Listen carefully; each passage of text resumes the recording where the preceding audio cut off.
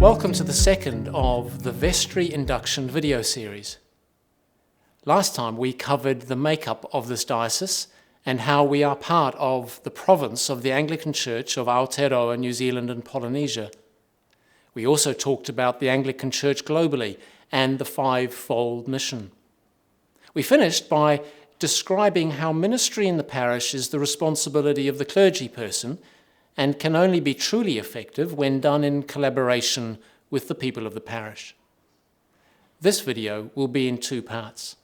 Firstly, the roles and responsibilities of vestries with a quick look at setting a vestry culture, and secondly, we'll focus on certain key roles of the wardens and the treasurer. A vestry is formed at the parish AGM and is made up of the vicar or priest in charge, two church wardens, several members nominated by the parish, and those elected as synod representatives of that parish. Vestry is usually chaired by the vicar unless he or she chooses for vestry to elect one of its members to be the chair. Vestry can invite other parishioners and other parish clergy to attend, but not vote at a vestry meeting. The special responsibility on the wardens means that they and the vicar should be meeting regularly to discuss all aspects of church life and prepare for vestry meetings. A no surprises principle is a helpful practice that can facilitate good decision making. It means that all members are given the best information available with the appropriate time to read, pray, and talk about the matter before them before a decision is made. Vestry is empowered to make decisions on behalf of the parish. It should only be very significant decisions that get taken back to the parish for consultation at a special general meeting. The primary pathway for parishioners to communicate with vestry is via the wardens or vicar. So what does a vestry do? And what are you responsible for? The guidebook for vestries will tell you about the clause 45 of the parish's statute, where it describes the primary duties of a vestry. Bishop Steve referred to these at the start of the previous video. The statute says, the primary duties of vestry are A, to promote the worship of Almighty God and to provide all things necessary for the ordering of public worship. B, to foster the spiritual growth and well-being of parishioners, to bring before them the claims on them of the mission of the church in their community and in the world at large, and generally promote the extension of Christ's kingdom. C, to encourage all members of the church to grow in faith and service of Christ by the power of His Spirit, and in particular to see that Christian education is provided for persons of all age groups. D, to be responsible for the overall good management of the parish, to administer and undertake the business affairs of the parish, and to provide and care for the buildings, furnishings, and equipment needed for the good working of the parish. E, to determine the establishment of any paid position within the parish.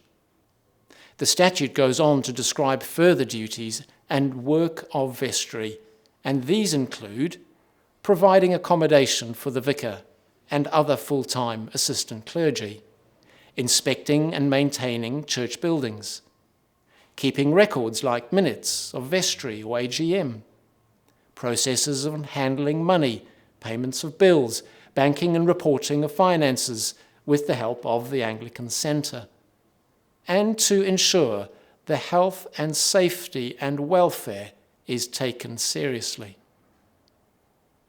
In the Diocesan Properties and Faculties Statute is where vestries can understand more of what it means to be accountable for property and the responsibilities upon you.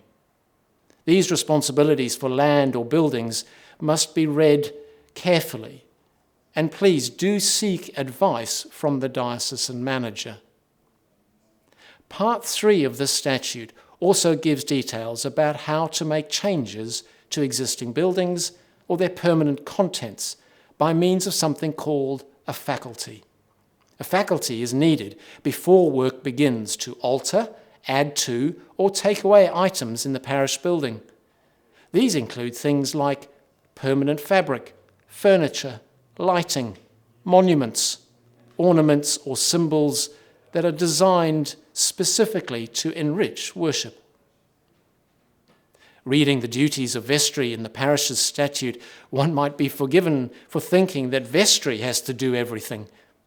However, the statute needs to be read with an understanding that vestry has a governance role. Vestry decisions will influence the spiritual growth of the parish as well as its overall good management. But this doesn't mean vestries have to do all the work. The vestry role is largely one of oversight and monitoring. Individual members of vestry may also be involved in specific ministries within each parish. For further discussion on governance role of vestry, please have a look in the appendix of the Vestries Guide in the handbook. We'll conclude this half of the video with a few thoughts on the culture of your vestry and ask you to consider the way meetings are run. Let's take it that you all appreciate how much better meetings are when everyone is well prepared.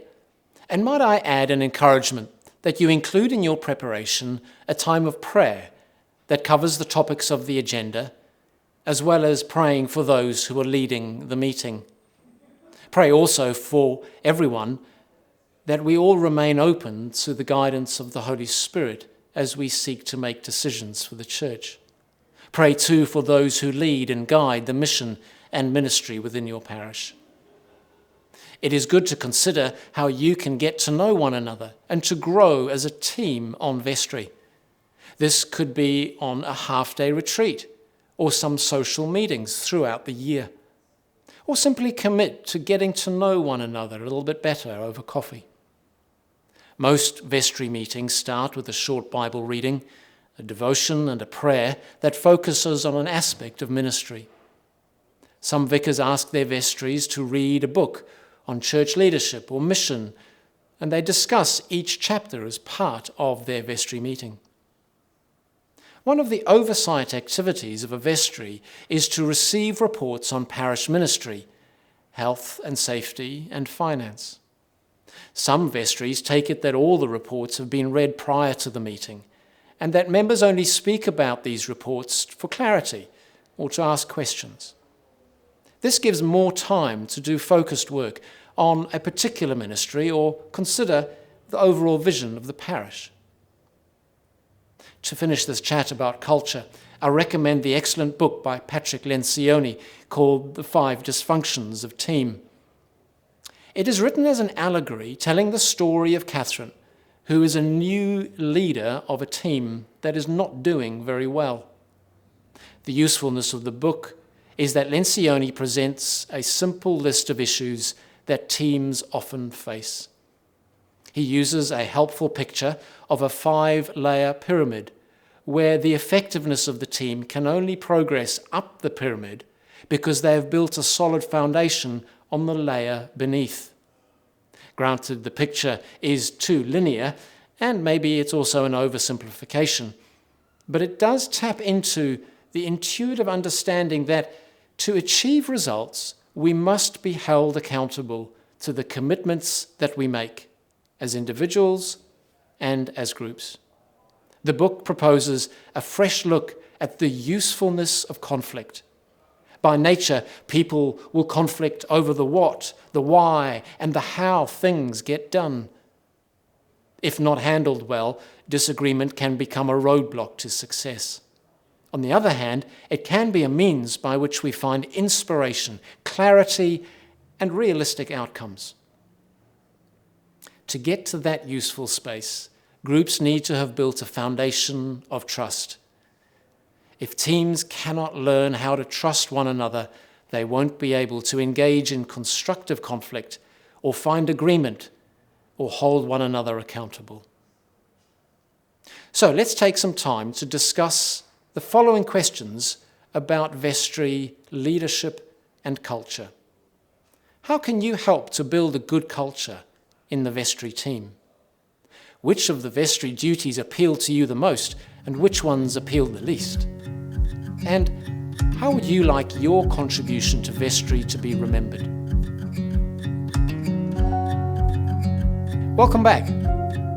Let's talk about some of the specific responsibilities for certain roles within vestry, so everyone can appreciate what rests on their shoulders and offer appropriate support and prayer. Let's start with the wardens. As a team, the vicar and wardens represent the collaborative leadership of the parish. They are responsible for providing strategic and operational leadership, helping the parish develop and achieve its mission and vision. They need to be involved in the employing of staff, including interview, appointment, review, and the ending of a contract. Together they discuss and discern how best to manage a very wide range of challenges in the parish. Although the two wardens are selected by different means, there is no difference in their seniority or responsibility. They are the authorised signatories for the parish. This means they sign employment agreements, contracts, and applications. Because their role as signatories is one that is representative, they do not suddenly become personally liable for the contracts that they sign. Nevertheless, they do carry the burden of being the agent of parish authentication. And so, to help them, it is important that vestry is a well-organised decision-making body with clear communication and good processes. While it is helpful for all vestry members to know about how conflict is managed in a parish, the management of parish disputes and conflicts falls upon the shoulders of the wardens and vicar. This means that they can end up knowing a great deal of private information about sensitive matters, some of which have far-reaching consequences. They are required to practice within strict rules of confidentiality, and this means that they can often feel isolated. Should a parish be navigating its way through a difficult season or conflict, it could be of great benefit to the wardens that they access pastoral supervision. The parish might pay the costs for this as a sign of support and encouragement. One other topic of the many duties of the wardens is worth noting: managing the vicar. Much of this has to do with being a good steward of a limited resource. Without brave wardens asking appropriate questions, vicars, like other leaders, can slip into bad time management or poor processes, maybe beginning not to take leave or their days off. Maybe they've accumulated too many ministry tasks by not saying no with clarity and kindness. Wardens need to be able to raise awkward matters with their vicar regularly. All clergy are required to have a supervisor to help them process the personal burdens of ministry in total confidentiality. However, the bishop and indeed the rest of the parish also assume that the vicar and wardens are talking about the vicar's hours of work, their plans for leave, and the training or resources that they need to sustain healthy ministry.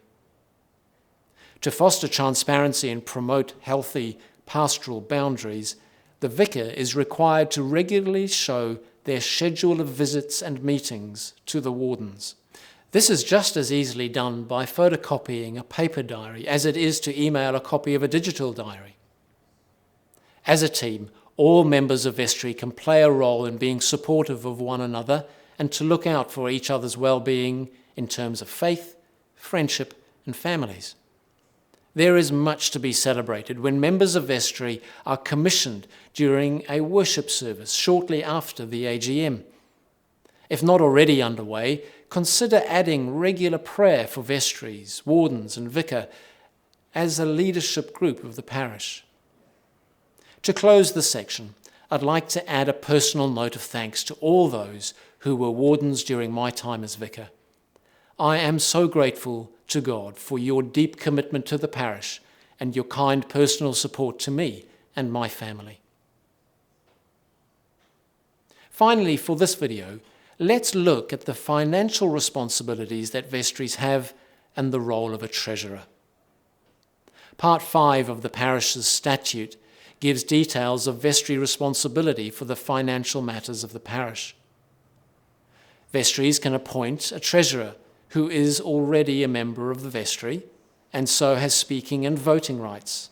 Otherwise, a treasurer can be appointed from outside the membership of vestry and then attend vestry with speaking but not voting rights. To help vestries decide on how to manage their finances and decide who authorises payments, some vestries set up a finance subcommittee to review the parish finances and make recommendations. However, this does not mean that vestry members are excused from knowing about the finances of the parish.